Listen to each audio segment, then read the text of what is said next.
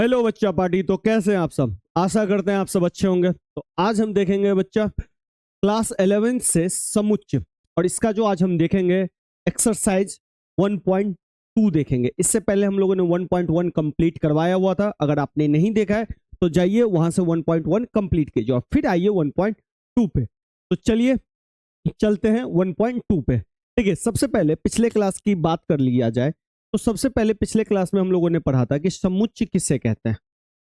समुच्चय किसे कहते हैं, जिसमें हमने देखा था कि समुच्चय को हम सेट भी बोलते हैं। और सेट किसको बोलते हैं? तो सुपरिभाषित वस्तुओं का संग्रह।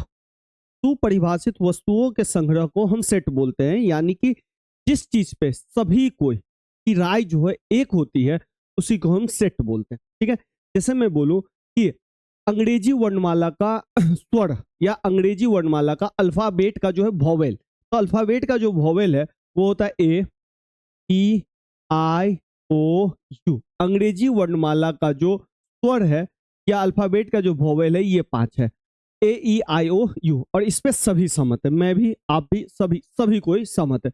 तो क्या ये सेट है? तो हाँ, ये एक सेट है, समुच्चय है। ठीक है, इसी पे मैं आपको बोलूं कि भारत के बेस्ट खिलाड़ी क्रिकेट के, तो इस पे बहुत सारे सहमत हो भी सकते हैं, नहीं भी हो सकते। जैसे मैं बोलूंगा कि रोहित, तो आप कहिएगा हाँ हो सकता है, कुछ के लिए रोहित शर्मा बेस्ट होंगे, किसी के लिए नहीं होंगे। जैसे मैं बोलूंगा कोहली, तो किसी के लिए बेस्ट हो सकते हैं, किसी के लिए नहीं हो सकते। तो किसी के लिए पंत हो सकते हैं, किसी के लिए राहुल हो सकते हैं।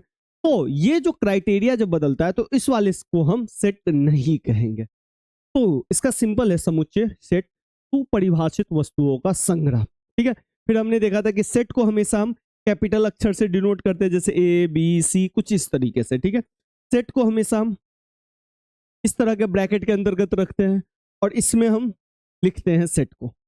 ठीक है, और इसमें जो हम सेट को लिखते हैं इस ब्रैकेट के अंदर, तो इसको हम बोलते हैं अवयव।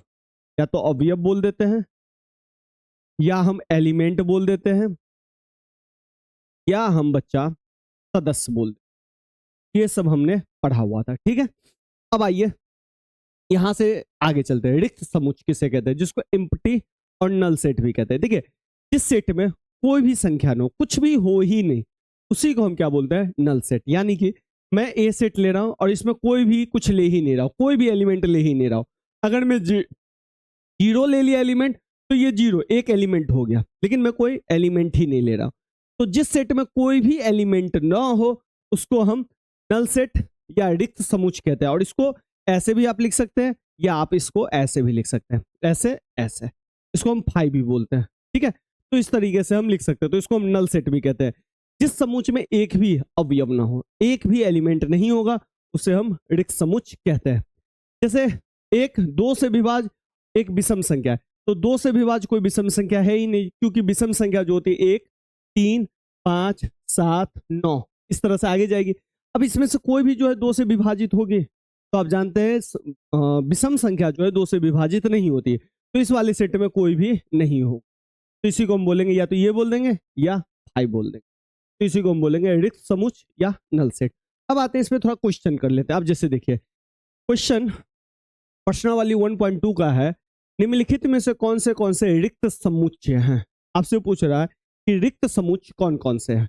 तो देखिए सबसे पहला जो है दो से भाज्य विषम प्राकृतिक संख्याओं का समुच्चय।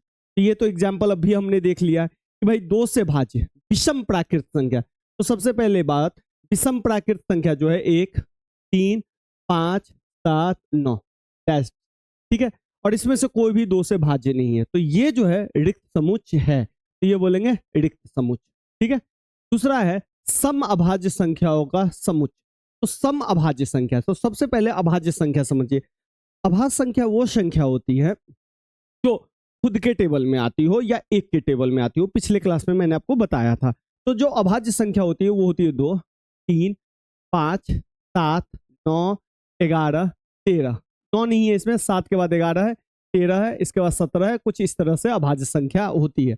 और भी अभाज्य संख्या है, कुछ हम इस तरह से मान लेते हैं। ठीक है, लेकिन क्या कर रहा है, दो से भाज्य सम अभाज्य संख्या।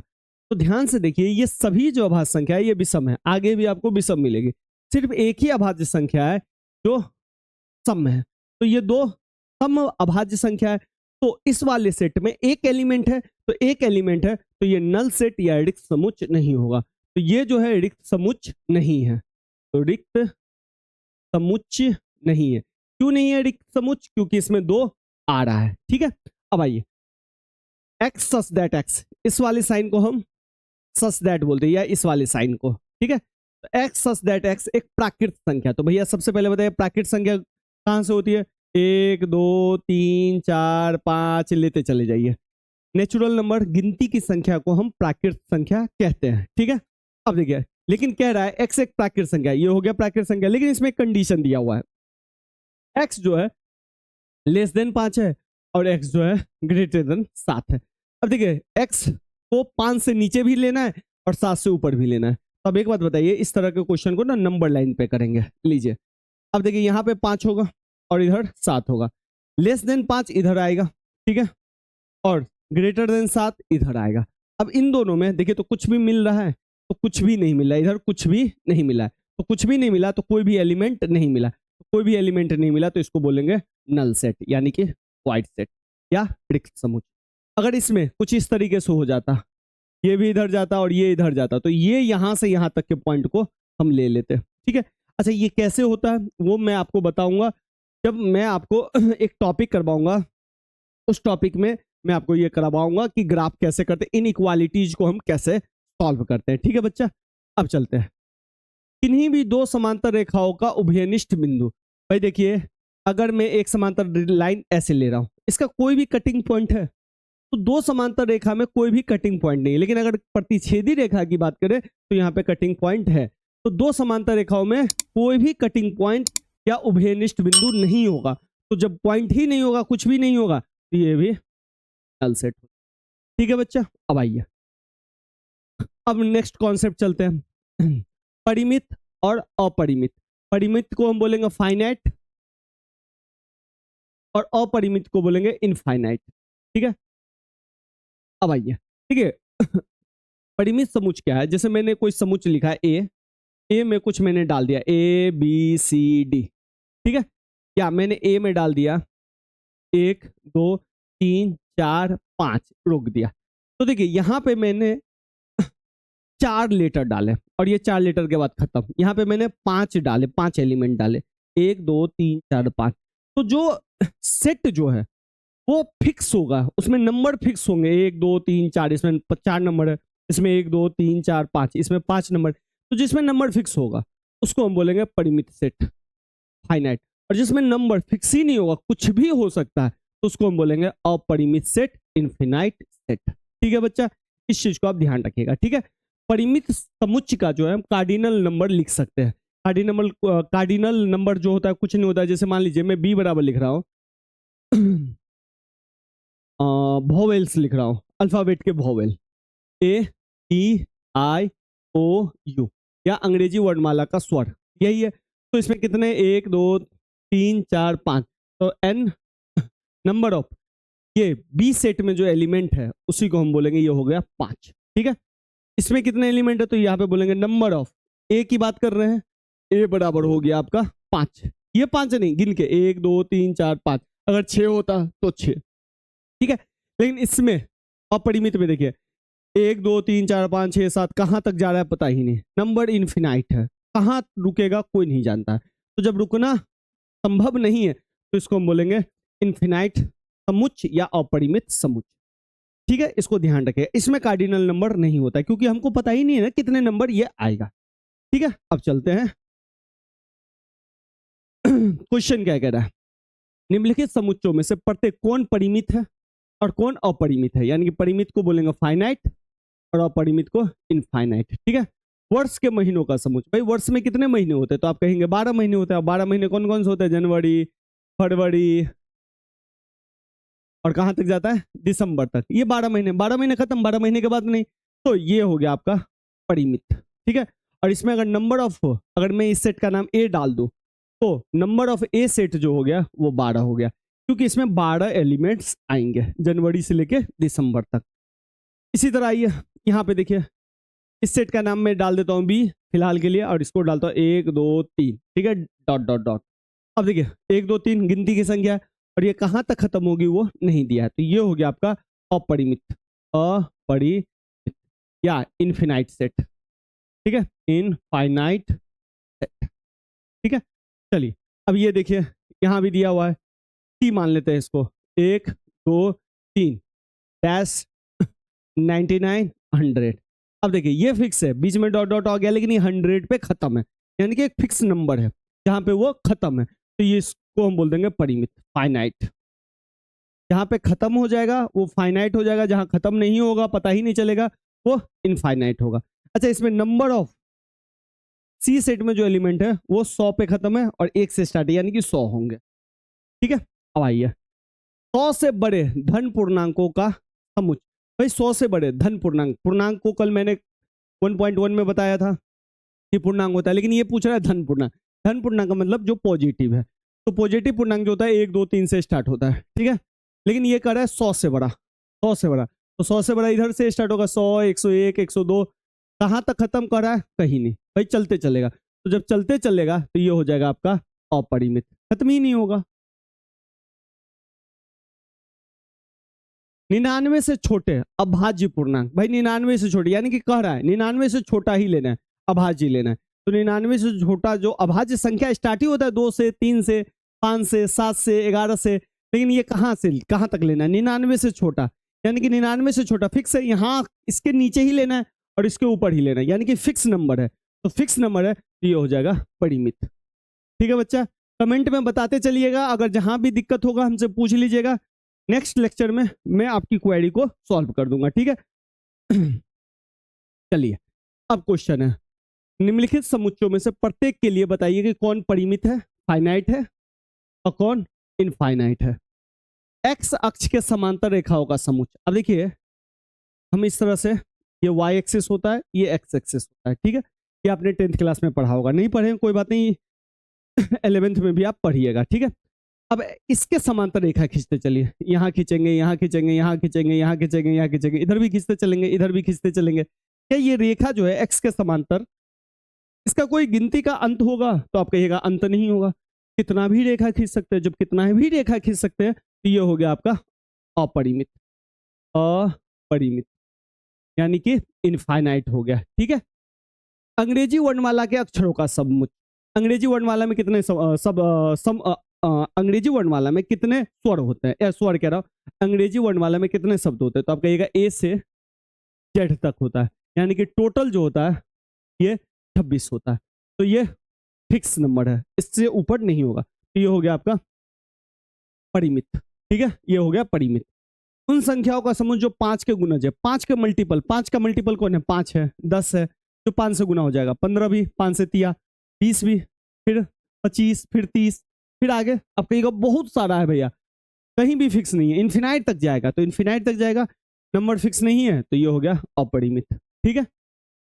पृथ्वी पे रहने वाले जानवरों का समुच्चय। भाई पृथ्वी पे जो जानवर रहते हैं उसको हम गिन सकते हैं? आप कहिएगा नहीं गिन सकते, लेकिन अगर गिनना चाहे तो गिन लेंगे। तो ये हो गया फिक्स हो गया, तो फिक्स हो गया तो सॉरी परिमित, ठीक है।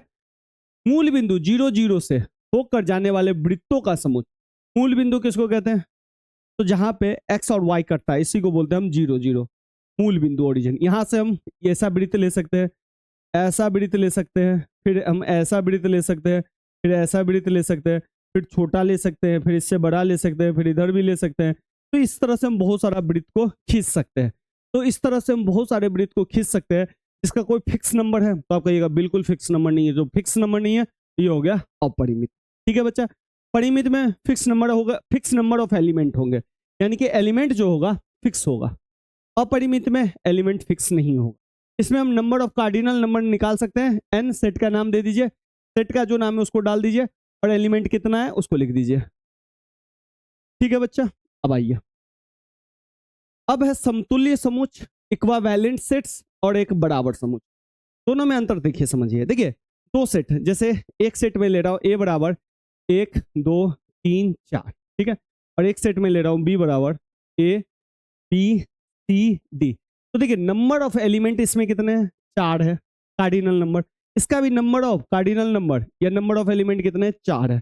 तो जब दोनों के 4 4 होंगे तो इसको हम बोलेंगे समतुल्य समुच्चय, ठीक है बच्चा। देखिए एलिमेंट्स सेम हो या नहीं हो, नंबर कार्डिनल नंबर अगर सेम है यानी कि एलिमेंट की संख्या दोनों में सेम है तो उसको बोलेंगे समतुल्य समुच्च, इक्विवेलेंट। ठीक है, सिंपल, ध्यान से देखिए, शब्दों पे ध्यान दीजिएगा।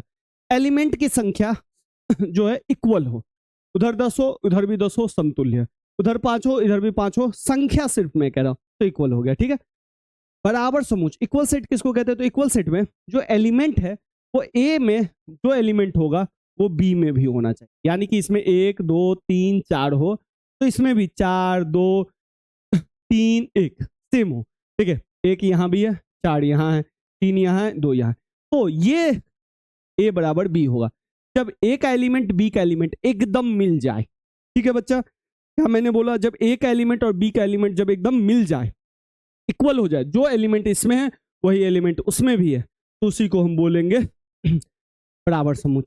ठीक है, यानी कि आप जो आईना में देखते हैं तो जो आप है वही आईने में दिखता है, तो उसी को हम बोलेंगे बराबर समुच्च। ठीक है, इक्वल, सब नंबर मिल जाए। अब आइए, अब यहां पे आपको बताना है ए बराबर बी है या नहीं है। पहला क्वेश्चन कह रहा है ए जो है ए बी सी डी है। ठीक है, इस क्वेश्चन में बी जो है डी है, सी है, बी है, ए है। ठीक है, अब देखिए ए यहां भी है, ठीक है, बी है आपका यहाँ, सी है यहाँ और डी है यहाँ, यानी कि देखिए ये जो है जो एलिमेंट ए में है वही एलिमेंट बी में है।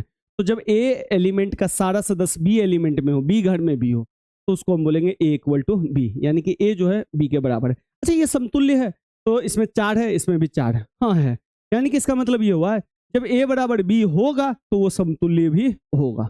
ठीक है, इसको भी ध्यान रखिएगा। अब आइए ये सेकंड, ए बराबर है 4 8 12 16। ठीक है, बी देखिए, बी है आपका 8 4 16 18। ठीक है, अब देखिए इसमें इसमें 18 है इसमें 18 नहीं है। ठीक है, तो इसको हम ऐसे भी लिख सकते हैं 18 नॉट बिलोंग्स ए। ठीक है, तो 18 नॉट बिलोंग्स टू ए, तो इसका मतलब हो गया ए नॉट इक्वल टू बी। ठीक है, यानी कि इसमें नहीं है इसमें है, तो इसलिए नहीं हुआ। ठीक है, या सिंपल, इसका एलिमेंट मिल नहीं रहा है तो नहीं है। चलिए थर्ड देखिए, थर्ड है 2 ए बराबर 2 4 6 8 10। ठीक है, बी बराबर है आपका, अब देखिए ये जो है आपका सेट बिल्डर फॉर्म में है। ठीक है, सेट बिल्डर फॉर्म को मैंने फर्स्ट एक्सरसाइज में आपको लिखना सिखाया था रोस्टर फॉर्म में। तो रोस्टर फॉर्म में कैसे लिखेंगे? क्या कह रहा है? धन पूर्णांक है भाई। धन पूर्णांक कौन होता है? तो आप सबसे पहले पूर्णांक समझिए। पूर्णांक होता है 1 2 3 4 5 6 से इधर, इधर भी होता है 0 -1 -2, इधर भी होता है। लेकिन धन पूर्णांक, तो धन पूर्णांक तो आपका ये है, ये ऋण पूर्णांक होता है, इसको जीरो पूर्णांक कहते हैं। तो धन पूर्णांक है, इधर वाला लेना है हमको। ठीक है, लेकिन इसमें भी कह रहा है सम धन पूर्णांक हो, यानी कि सम संख्या हो। सम संख्या कौन होगा? ये होगा। अरे अरे अरे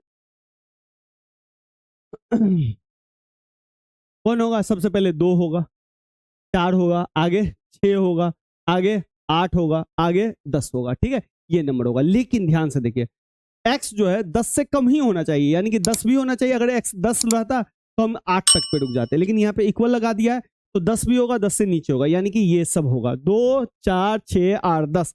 देखिए 2 4 6 8 10, यानी कि ये दोनों जो है मिल रहा है, तो इसका मतलब ये जो हो गया आपका ए इक्वल टू बी। ठीक है, इसके एलिमेंट आप यहां से ले लीजिएगा 2 4 6 8 10। ठीक है, अब आइए ये x संख्या 10 का एक गुणज है, तो भाई 10 का गुणज क्या होगा? 10 होगा, 20 होगा, 30 होगा, 40 होगा, डॉट डॉट डॉट डॉट बढ़ता जाएगा। ठीक है, आगे जो भी हो। यहाँ पे कह रहा है, ये कह रहा है 10 15 20 25 30। देखिए आ रहा है, अब कहिएगा भैया ये तो नहीं, 15 इसमें है इसमें नहीं है, 25 इसमें है इसमें नहीं है, इसी तरह 35 इसमें है इसमें नहीं है, तो ये ए नॉट इक्वल टू बी हो जाएगा। ठीक है बच्चा, चलिए अब अगला अगला कह रहा है निम्नलिखित समुच्च युग्म समान है। समुच्च युग्म समान है, कारण दीजिए। अब देखिए यहां भी यही करना है, जैसे पहला क्वेश्चन देखिए, पहला जो है a बराबर 2 और 3, b बराबर है ये x सच दैट x, और इसको तोड़ना पड़ेगा। तो इसको अगर हम तोड़ेंगे तो x² + 5x + 6 है। ठीक है, तो इसको तोड़ेंगे तो ये x² + 3x + 2x + 6 आएगा।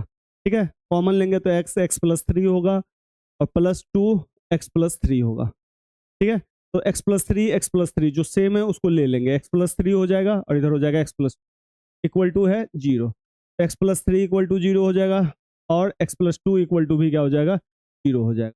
ठीक है, तो x+3 को इधर करेंगे तो -3 होगा और इसको करेंगे तो -2। एक हुआ आपका -3 और एक हुआ -2। ठीक है, तो दोनों मिल रहा है, यहाँ पे 2 है, यहाँ पे -2 है, यहाँ पे 3 है, यहाँ -3 है, नहीं मिला तो a नॉट इक्वल टू। ठीक है बच्चा, अब आइए, अच्छा ये सॉल्व करना अगर आपको नहीं आता है तो 10th में सीखे होंगे, और नहीं आता है तो जाइए प्लेलिस्ट, 2 प्लेलिस्ट है, 10th का बेसिक में जाके देख सकते हैं, एक प्लेलिस्ट होगा 10th बेसिक, या जीरो टू हीरो सीरीज में अगर खोजिएगा तो ये गुणनखंड कैसे सिखाया गया वो मैंने दिया हुआ है, तो जाके वहां से आप देख सकते हैं। चलिए अब आते हैं ये जो सेट है जो कह रहा है शब्द फॉलो का एक अक्षर है, तो फॉलो को हम कैसे लिख सकते हैं, पिछली क्लास में सीखे FOLW। ठीक है, यानी कि डबल हम एलिमेंट्स को नहीं लिखते हैं। ठीक है, तो इसलिए हम सिंगल सिंगल एलिमेंट्स को ही लिखेंगे, जैसे F जो है यहाँ है लिख दिए, O यहाँ भी है यहाँ भी है, 2 बार है तो हम एक ही बार लिखेंगे, L 2 बार है हम एक ही बार लिखेंगे। ठीक है, इसी तरह सेकंड जो है B जो है वाई सच दैट वाई, अब वॉल्फ का है तो वॉल्फ को अलग अलग लिखेंगे, WOLF। देखिए हो गया, F इधर भी है, O इधर है, L इधर है, W इधर है, तो इसका मतलब सारा एलिमेंट एक दूसरे के समान है, तो A बराबर क्या हो गया B हो गया। ठीक है बच्चा, अब आइए आगे, अब कह रहा है नीचे दिए गए समुच्चों में से समान समुच्चों का चयन कीजिए जो इक्वल है। आइए तो देखते हैं, A जो है 2 4 8 12 है। ठीक है, B जो है आपका वो है 1 2 3 4, C जो है आपका 4 8 12 14, D जो है आपका 3 1 4 2 है। ठीक है, E जो है आपका -1 और 1 है। ठीक है, F जो है आपका 0 और A है। ठीक है, G जो है आपका 1 और -1 है। ठीक है, और H जो है आपका 0 और 1 है। ठीक है, सबसे पहले देखिए समान समुच्चय यही होगा जिसका एलिमेंट इक्वल होगा। इसमें एलिमेंट कितने हैं, नंबर ऑफ एलिमेंट हो गए आपको, इसके हो गए 1 2 3 4। ठीक है, इसके नंबर ऑफ एलिमेंट 1 2 3 4। ठीक है, 1 2 3 4। ठीक है, 1 2 3 4। ठीक है, इसके नंबर ऑफ एलिमेंट कितने हैं 2 है। ठीक है, 1 और 2, इसके कितने हैं इसके कितने हैं आपके 2 है। ठीक है, ये तो दिख ही नहीं रहा होगा आपको, ये ले लेता हूँ। ठीक है, इसके 2 है। ठीक है, इसके कितने 2 है, इसके कितने 2 है, तो सिंपल बात 4 4 का पहले मिलाइए, क्योंकि जो इक्वल होगा उसका एलिमेंट भी इक्वल होगा। तो देखिए भाई इसके है 2 4 8, 4 4 4, इन चारों में देखिए कौन है, तो भैया मुझे 1 2 3 4 गिनती यहाँ दिख रही है B का, 1 2 3 4, यहाँ भी देखिए 1 2 3 4, यानी कि B और D जो है इक्वल है, तो यहाँ पे पहले मैं लिख देता हूँ B इक्वल टू D। ठीक है बच्चा, और किसी का मिल रहा है 4 वाला में 4 8 12 14, बिल्कुल नहीं, 4 8 12 14, सिर्फ B और D इक्वल है।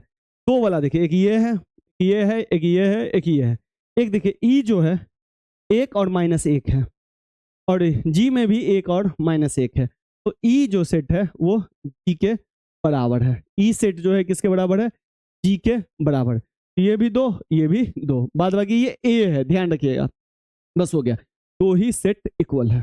ठीक है, तो आज के लिए इतना ही रखते हैं। सेशन अच्छा लगा हो सेशन को लाइक कीजिए, अपने ज्यादा से ज्यादा दोस्तों को शेयर करिए। तो आज के लिए इतना ही रखते हैं, धन्यवाद।